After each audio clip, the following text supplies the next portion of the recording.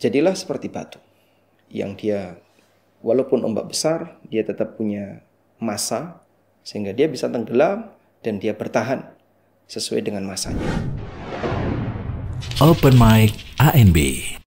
Kita amati di masyarakat kita ini, mereka melafazkan beberapa redaksi niat dalam memulai puasa, Ustaz. Itu bagaimana, Ustaz? Alhamdulillah, wassalatu wassalamu ala rasulillah. Kita diajarkan agar menjadi muslim yang berkarakter. Dan muslim yang berkarakter itu punya prinsip bahwa setiap aktivitas ibadah, setiap aktivitas agama yang dia lakukan berdasar. Kenapa saya melakukan A? Kenapa saya melakukan B? Dasarnya apa? Sehingga misalnya, kenapa saya melakukan praktek ini? Saya punya dasar. Itulah muslim yang baik. Sehingga jangan sampai kita hanya ikut-ikutan, dan ketika kita ikut-ikutan, ibarat yang digambarkan oleh Nabi SAW, walakinnakum ghutha'un ka ghutha'is sail, seperti buih yang ada di lautan, sehingga dia terombang-ambing, kemana ombak bergerak dia ikut. Jadilah seperti batu yang dia walaupun ombak besar, dia tetap punya massa sehingga dia bisa tenggelam dan dia bertahan sesuai dengan massanya. Makin berat seseorang, maka makin bertahan dia walaupun ombak itu menerpa dengan kuat.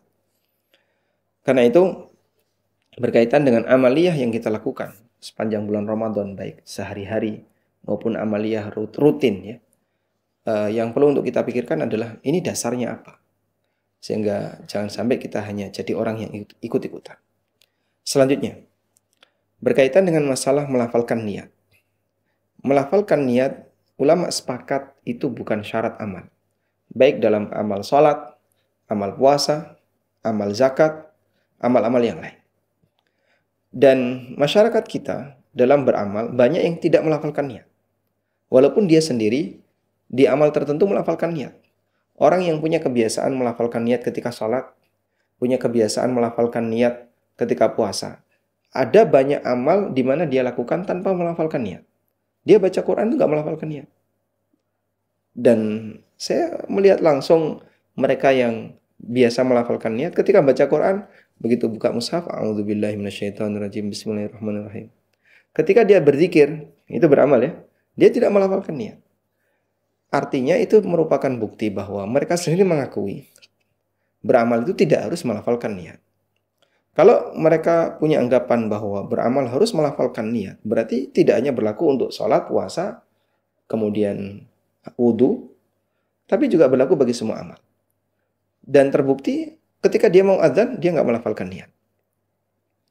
Kita belum pernah melihat ada orang misalnya mau adzan terus dia mengucapkan nawaitul adzan, Allahu Akbar, Allahu Akbar. Tidak ada. Atau dia ketika baca Quran, nawaitu qiraatul Quran, a'udzubillahi minasyaitonirrajim, bismillahirrahmanirrahim. Ketika dia mau zikir, nawaitu dzikra, apa yang mau dibaca, bitasbih, au bitahlil, au bitakbir. Saya niat untuk zikir, membaca tasbih, tahlil, atau takbir. Dia enggak mengucapkan itu. Tapi dia langsung subhanallah, alhamdulillah, Allahu Akbar. Sebagaimana amal yang lain. Ada banyak sekali amal yang dilakukan oleh seorang muslim di Indonesia yang dia tidak melafalkan niat. Dan orang tidak mempermasalahkan itu. Sehingga nyatanya ketika dia tidak melafalkan niat, kok kamu enggak melafalkan niat, kenapa?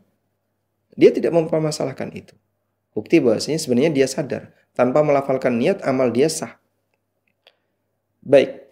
Kemudian, tadi saya menegaskan bahwa ulama sepakat tidak melafalkan niat itu sah. Ini perkataan An-Nawawi. Sebagaimana yang beliau sebutkan di Raudhatul Talibin. Bahwa beliau mengatakan, wala yushtaratu talaffudun niyah bin nutq. Tidak disyaratkan dalam puasa maupun amal yang lainnya untuk dilafalkan niat.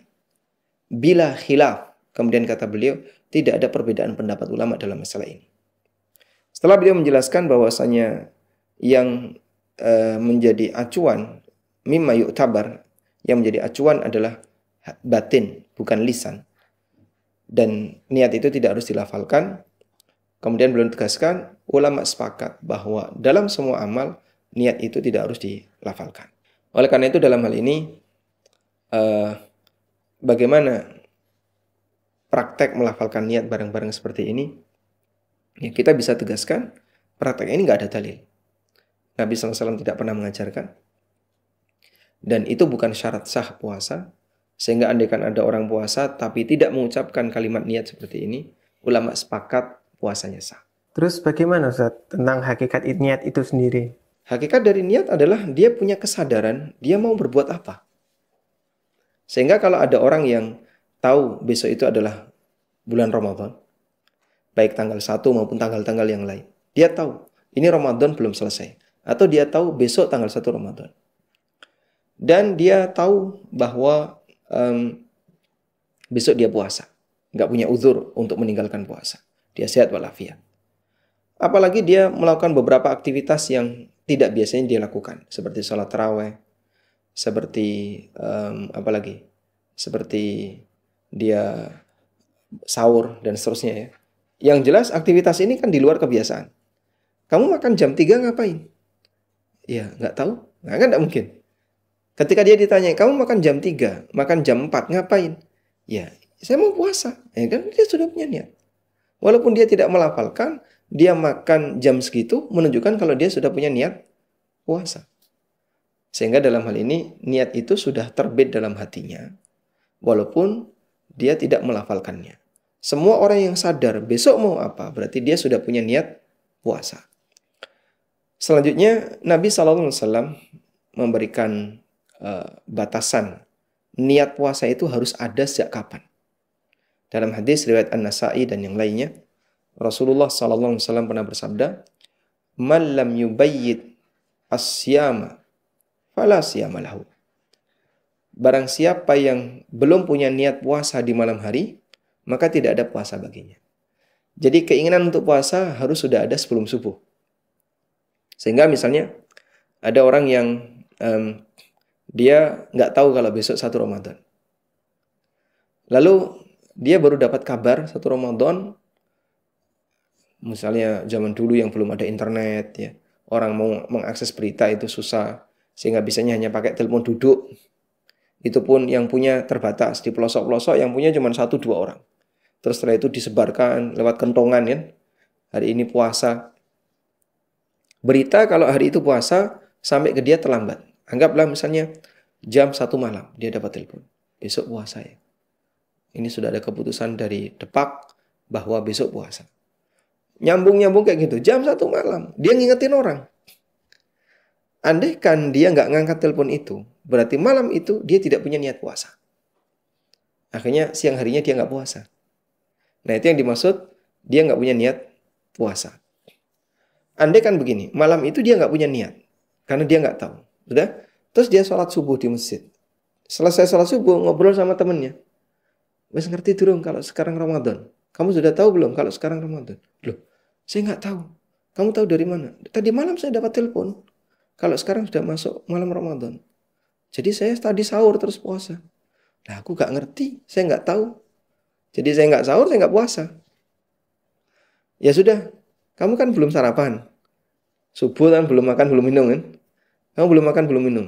Iya belum. Ya sudah, kamu puasa sekalian. Jadi niatnya dimulai kapan? Dimulai Ketika ngobrol, selesai subuh. Walaupun si A ini mungkin belum makan, belum minum. Kemudian dia pasang niat puasa, nggak sah. Nggak dihitung. Karena malamnya dia belum punya niat. Itu contoh gambaran orang yang tidak punya niat puasa di malam hari.